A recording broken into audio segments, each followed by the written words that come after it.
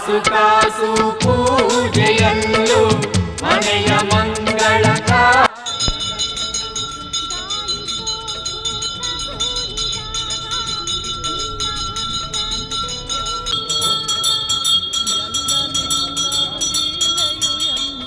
ವಿಶೇಷ ಅಭಿಷೇಕ ಎಲ್ಲ ಮಾಡಿ ಇವತ್ತು ಬೆಳಗ್ಗೆ 9 ಗಂಟೆಗೆ ಅನ್ನಸಂತರ್ಪಣಾ ಕಾರ್ಯಕ್ರಮ. ಭೀಮನ ಅಮಾವಾಸ್ಯೆಯ ವಿಶೇಷವಾಗಿ ಕಳೆದ ಹಲವಾರು ವರ್ಷಗಳಿಂದ ಈ ಮದ್ದೂರಮ್ಮ ಗ್ರಾಮದಲ್ಲಿ ಮದ್ದೂರಮ್ಮ ದೇವಸ್ಥಾನ ಹಾಗೂ ಹಾಳಪ್ಪನಹಳ್ಳಿ ಉಪ್ಪರಹಳ್ಳಿ ಗ್ರಾಮಸ್ಥರೆಲ್ಲ ಸೇರ್ಕೊಂಡು ಕಳ್ಳಹಳ್ಳಿಯವರು ಸೇರ್ಕೊಂಡು ಈ ಕಾರ್ಯಕ್ರಮವನ್ನ ತುಂಬಾ ಸುಸೂತ್ರವಾಗಿ ಮಾಡ್ತಾ ಬಂದಿದ್ದಾರೆ. ಅದರ ಜೊತೆಗೆ ಯಾವ್ದಾದ್ರು ಒಂದು ಕಾರ್ಯಕ್ರಮವನ್ನ ಆಯೋಜಿಸ್ಬೇಕು, ಏನಾದ್ರು ಮಾಡ್ಬೇಕಂದ್ರೆ ಅದಕ್ಕೊಂದು ಸಂಘ ಬೇಕಾಗತ್ತೆ, ಒಂದು ಸಂಘಟನೆ ಇರಬೇಕಾಗತ್ತೆ. ಹಾಗಾಗಿ ಈ ದೇವಸ್ಥಾನದ ಎಲ್ಲ ಪದಾಧಿಕಾರಿಗಳು ಸೇರ್ಕೊಂಡು ಹಲವಾರು ವರ್ಷಗಳಿಂದ ಈ ಅನ್ನಸಂತರ್ಪಣಾ ಕಾರ್ಯಕ್ರಮವನ್ನ ವಿಶೇಷವಾಗಿ ಭೀಮನ ಅಮಾವಾಸ್ಯೆ ದಿನದಂದು ಈ ಕಾರ್ಯಕ್ರಮವನ್ನ ಮಾಡ್ತಾ ಇದ್ದಾರೆ. ಯಾರ್ಯಾರು ಈ ಕಾರ್ಯಕ್ರಮದಲ್ಲಿ ಅನ್ನಸಂತರ್ಪಣಾ ಕಾರ್ಯಕ್ರಮದಲ್ಲಿ ಪರೋಕ್ಷವಾಗಿ ಪ್ರತ್ಯಕ್ಷವಾಗಿ ಈ ದಾಸೋಹಕ್ಕೆ ಸೇವೆಯನ್ನು ಮಾಡಿದ್ದಾರೋ ಅವರಿಗೂ ಪದಾಧಿಕಾರಿಗಳಿಗೂ ಜಗನ್ಮಾತೆ ಎಲ್ಲ ವಿಧವಾದ ಅನುಗ್ರಹ ಮಾಡಲಿ.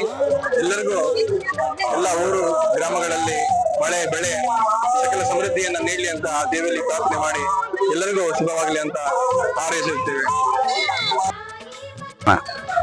ಶ್ರೀ ಮದ್ದೂರಮ್ಮ ಚೌಡೇಶ್ವರಮ್ಮ ಪಳೆಕಮ್ಮ ಈ ದೇವಸ್ಥಾನದ ಒಂದು ಭೀಮನ ಅಮಾವಾಸ್ಯೆ ಪ್ರಯುಕ್ತ ಇವತ್ತು ವಿಶೇಷ ಪೂಜೆ ಮತ್ತು ಅನ್ನಸಂತರ್ಪಣೆ ಕಾರ್ಯಕ್ರಮ ನಡೆಸ್ಕೊಂಡ್ ಬರ್ತಾ ಇದ್ದೀರಿ. ಇವತ್ತು ಈ ದೇವಸ್ಥಾನ 1938ರಲ್ಲಿ ಸುಮಾರು 100 ವರ್ಷದಿಂದ ಇಲ್ಲಿ ದೇವಸ್ಥಾನ ಐತೆ. ಈ ಜೀರ್ಣೋದ್ಧಾರ ಆಗಿರೋದು ಆಗಿನ ಕಾಲದ ಮೈಸೂರು ಮಹಾರಾಜರ ಕಾಲದ ಮಿರ್ಜಾ ಇಸ್ಮಾಲ್ ದಿವಾನ್ ಅವರು ಈ ದೇವಸ್ಥಾನವನ್ನ ಉದ್ಘಾಟನೆ ಮಾಡಿರೋದು.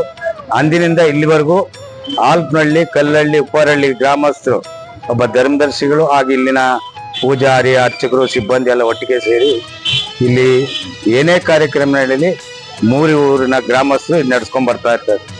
ಇಲ್ಲಿ ಡಿಸೆಂಬರ್ ತಿಂಗಳಲ್ಲಿ 8 ದಿನ ಜಾತ್ರೆ ನಡೀತದೆ. ಅದೇ ರೀತಿ ವಿಜಯದಶಮಿ 9 ದಿವಸ ನವರಾತ್ರಿ ಪೂಜೆ ನಡೀತದೆ. ಜನವರಿ ತಿಂಗಳಲ್ಲಿ ಊರಿನಲ್ಲಿ ಒಂದು ಶಾಂತಿ ಒಂದು ಪೂಜೆ ಮಾಡಿ ಸಂಕ್ರಾಂತಿ ಹಬ್ಬ ಆಚರಣೆ ಮಾಡ್ತಾರೆ. ಈ ತರ 16 ವರ್ಷಕ್ಕೆ 4-5 ಬಾರಿ ಈ ಅಮ್ಮನವರಿಗೆ ಒಂದು 3 ಊರಿನವರು ಸೇರಿ ಈ ಒಂದು ಸೇವೆಯಲ್ಲಿ ಸಲ್ಲಿಸ್ಕೊಂಡ್ ಬರ್ತಾ ಇದ್ದೀವಿ. ಇದು ಹಿಂದೆ ತಾಲೂಕು ಅಭಿವೃದ್ಧಿ ಮಂಡಳಿ TDB ಅಂತ ಹೇಳಿ ತಾಲೂಕು ಅಭಿವೃದ್ಧಿ ಮಂಡಳಿ ನಡ್ಸ್ಕೊಂಡ್ ಬಂದಾಯ್ತು. ಮೈಸೂರು ಮಹಾರಾಜರ ಕಾಲ ಆದ್ಮೇಲೆ TDB ಅಂತೇಳಿ ನಡ್ಸ್ಕೊಂಡ್ ಬಂತು. ಆಮೇಲೆ ತಾಲೂಕು ಮಂಡಲ ಪಂಚಾಯತಿಯಿಂದ ನಡೆಸಿದ್ವಿ.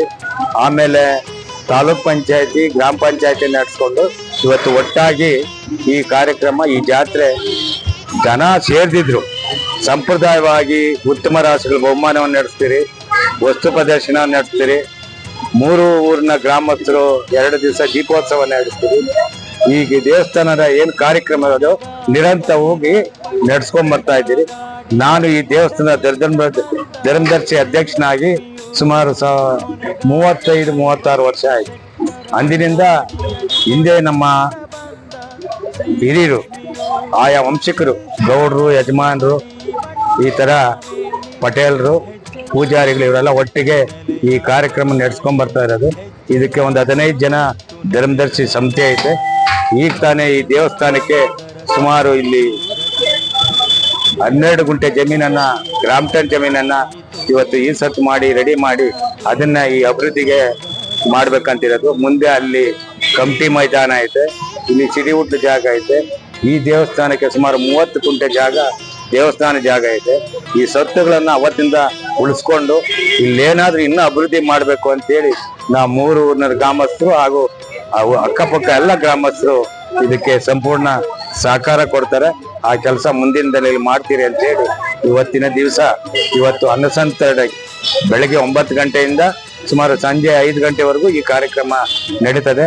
ಇದಕ್ಕೆ ಭಕ್ತಾದಿಗಳು ಬಂದು ಎಲ್ಲರೂ ಒಂದು ಅನ್ನದಾನ ಕಾರ್ಯಕ್ರಮ, ಪೂಜಾ ಕಾರ್ಯಕ್ರಮದಲ್ಲಿ ಭಾಗವಹಿಸಿ ಈ ಕಾರ್ಯಕ್ರಮ ಇನ್ನೂ ಹೆಚ್ಚಿನಾಗಿ ಯಶಸ್ವಿ ಮಾಡಿಕೊಡ್ಬೇಕು ಅಂತ ಹೇಳಿ ನಾನು 3 ಗ್ರಾಮಸ್ಥರ ಪರವಾಗಿ ನಾನು ಅವ್ರನ್ನ ಸ್ವಾಗತ ಕೋರ್ತೇವೆ.